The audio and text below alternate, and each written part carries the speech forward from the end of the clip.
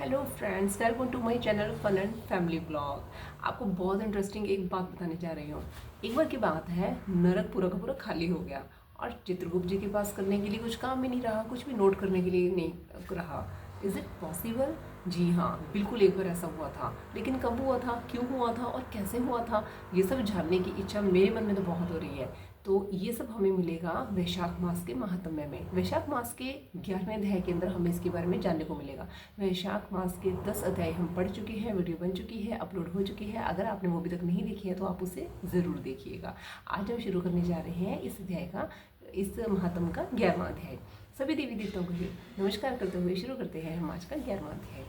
सबसे पहले राजा मैथिल पूछने लगा, हे महाराज, वैशाख के जो धर्म आपने वर्णन किए हैं वे बड़े सुलभ हैं और उनसे विष्णु भगवान प्रसन्न होकर तत्काल अर्थ, धर्म, काम, मोक्ष प्रदान करते हैं। ऐसे वेद विहित धर्म संसार में ज्ञात नहीं है। यह क्या बात है, मुझसे कहिए। श्रुतदेव बोले, हे राजन, वैशाख मास के कर्तव्य धर्म प्रख्यात क्यों नहीं है और अन्य धर्मों की संसार में ख्याति क्यों है? संसार में पुत्र पौत्र और धन संपत्ति, संसारिक भोगों के चाहने वाले मनुष्य बहुत हैं, इसलिए राजस और तामस धर्म संसार में प्रख्यात है। और जो इच्छा रहित सात्विक धर्म सुख प्राप्ति कर विष्णु भगवान को प्रसन्न करने वाले हैं, वह पृथ्वी पर छिपाने योग्य हैं। इसका कारण बताता हूँ, सुनो। इक्ष्वाकु के कुल का भूषण काशीपुरी में नृग का पुत्र सार्वभौम राजा बड़ा यशस्वी कीर्तिमान नाम का हुआ है। वह जितेंद्रिय, क्रोध को जीतने वाला और ब्राह्मण्य और राजाओं में उत्तम था। एक दिन वह अखेट करता हुआ जा रहा था। मार्ग में मुनि वशिष्ठ जी के शिष्यों को देखा, जो कहीं पे प्याऊ लगवा रहे हैं, कहीं छाया मंडप बनवा रहे हैं, कहीं वापी निर्मल करवा रहे हैं, कहीं बैठे हुए मनुष्य को पंखों से हवा कर रहे हैं, कहीं सुगंधित फूलों को दे रहे हैं, मध्याह्न समय छतरी का दान कर रहे हैं, कहीं तांबूल दे रहे हैं, कहीं नेत्रों में कपूर लगा रहे हैं।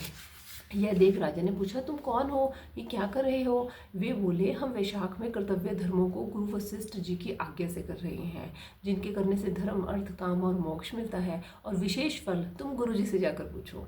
यह सब सुन राजा वहां से चल दिया और वशिष्ठ जी के आश्रम में पहुंचा। राजा गुरु वशिष्ठ जी को प्रणाम कर कहने लगा, हे मुनीश्वर, मैंने मार्ग में आपके शिष्यों को शुभ कर्मों को करते हुए देखा, तो उनसे पूछा कि ये क्या है और ये क्यों कर रहे हो। तब उन्होंने मुझे आपके पास भेजा है और कहा है कि गुरु जी के पास जाओ, इसलिए मैं आपके पास आया हूँ कि आपसे इन धर्मों को सुनो।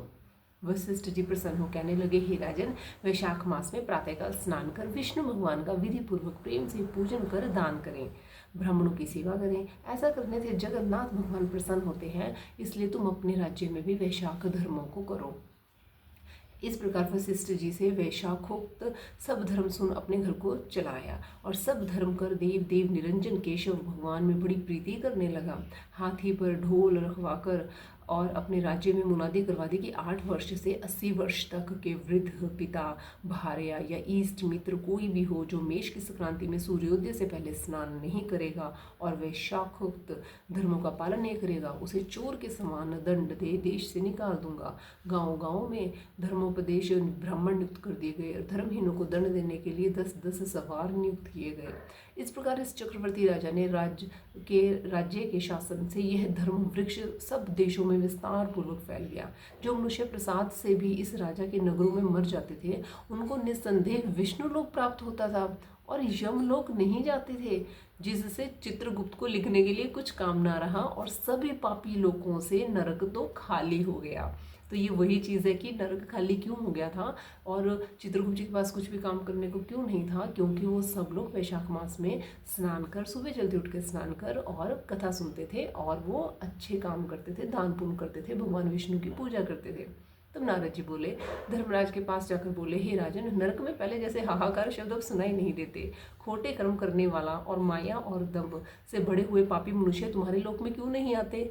और चित्रगुप्त भी हाथ पर हाथ धर के बैठे हैं, इसका क्या कारण है? तब धर्मराज बोले, हे नारद, आजकल पृथ्वी का राजा ऋषिकेश पुराण पुरुषोत्तम का बड़ा भक्त है। उसने अपने देश भर में मुनादी करा दी है कि सब छोटे बड़े बूढ़े मेष की संक्रांति में वैशाख मास में धर्म का पालन करें, उल्लंघन करने पर दंड के भागी होंगे। जिसके भय से वहां की प्रजा के लोग वैशाख के धर्मों का पालन करते हैं, इस कारण उनका मेरे लोक में आने का मार्ग बंद हो गया है और सब ब्रह्म हत्यादि पापों से छूटकर सीधे विष्णु पद को प्राप्त होते हैं। इसलिए मैं उस महाबली से युद्ध कर उसे मारूंगा। यदि वह मुझसे न मरेगा तो मैं ब्रह्मा जी के पास जाकर उनसे निवेदन करूंगा कि इस प्रकार नारद जी से सलाह कर मृत्यु, रोग, जरा आदि सेवकों तथा 50 कोटि यमदूतों को लेकर स्वयं यमराज दंड उठा भैंसे पर चढ़ पृथ्वी पर आए और शीघ्र ही उस राजा को पुरी को घेर महाशंखनाद करने लगे। यह जब राजा ने यह सुना कि यम ने यह पुरी घेरी है, तब अत्यंत क्रोध कर अपनी सब सेना सजा नगर से बाहर आया। दोनों में घोर युद्ध हुआ। राजा ने यम की सारी सेना को जीत कर भगा दिया, जिससे क्रोध कर यमराज ने अनेकों बाण चलाए और ढाल तलवार उठाकर राजा को मारने आया। जब राजा ने 3 बाणों से यमराज के धनुष, ढाल और तलवार आदि सब काट गिरा दिए और एक तीक्ष्ण बाण यमराज के मस्तक पे दे मारा, तो यम ने क्रोध से अपना दंड उठाया और ब्रह्मास्त्र से अभिमंत्रित कर राजा के ऊपर छोड़ दिया। यह देख विष्णु भगवान ने अपने भक्त की रक्षा के लिए सुदर्शन चक्र छोड़ा, जो रण में आप ब्रह्मास्त्र का निवारण कर यम को मारने को उद्यत हुआ। तब राजा सुदर्शन चक्र को नमस्कार कर स्तुति करने लगा कि इस यम की रक्षा कीजिए। तब सुदर्शन चक्र राजा की स्तुति करने पर बैकुंठ को चला गया और यम बहुत उदास हो गया और ब्रह्मा जी के पास गया, जहाँ लोकपाल और दिक्पाल सब बैठे उपासना कर रहे थे। उसने देखा चारों इतिहास पुराण शरीर धारण कर पड़े हैं, नदी सरोवर मूर्तिमान विराजमान है, पीपल आदि सब वृक्ष खड़े हैं, वापी कुआं तालाब और पर्वत सब मूर्तिमान हैं। दिन रात पक्ष मास कला काष्ठा निमेश ऋतु अयन युग संकल्प विकल्प निमेश उन्मेष कृक्ष योग करण पूर्णिमा अमावस्या सुख दुख भय लाभ अलाभ जय अजय सतोगुण रजगुण तमोगुण शांत मूढ़ अतिपोर प्राकृतिक विकार कफ वाद पित्त आदि सब चराचर मूर्तिवान सेवा में खड़े हैं।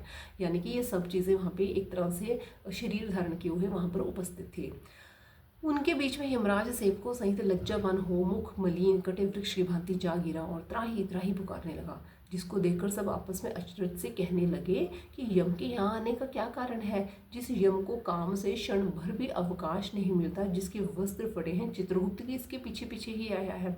यमराज कहने लगे, हे कमलासन, मेरी प्रतिष्ठा भंग हो गई है, मुझे तो खूब पीटा गया है, मेरे वस्त्र आदि छीन लिए गए हैं, आपके होते हुए मेरी यह दुर्गति हुई है। यह सुन सभा में बड़ा भारी कोलाहल हुआ।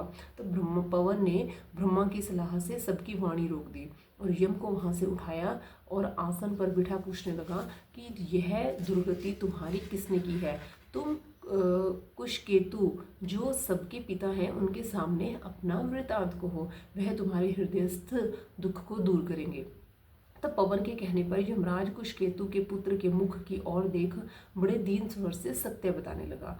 तो ये सब हमारा आज हमने पढ़ा 11वें अध्याय के अंदर। ये कहानी हमारी अभी पूरी नहीं हुई है। इस कहानी का बाकी का हिस्सा यानी कि 12वें अध्याय वो आपको अगली वीडियो के अंदर देखने को मिलेगा। ये हमारा अध्याय सिर्फ यहीं तक का था। तो इस तरह से आज हमारा 11वां अध्याय पूरा हुआ और हमने जाना किस प्रकार से वैशाख मास में दान पुण्य और पूजा करने वालों को ने यम तक को भी पीट डाला। इतना पुण्य प्रताप इस महात्म्य का, इस मास का मुझे भी ये पहली बार जानने को मिला है। आई थिंक आप लोगों ने भी ये पहली बार ही जाना होगा। और ये कथा आपको कैसी लगी मुझे ज़रूर बताइए। आप इस कथा को बाकी लोगों तक भी ज़रूर पहुंचाइए। अपने इस कथा को ज़्यादा से ज़्यादा शेयर कीजिए बाकी फ्रेंड्स के साथ। 12वें अध्याय के लिए आप इंतज़ार कीजिए, आपको जल्द ही वो वीडियो इसकी ज़रूर मिल जाएगी। तब तक के लिए नमस्कार।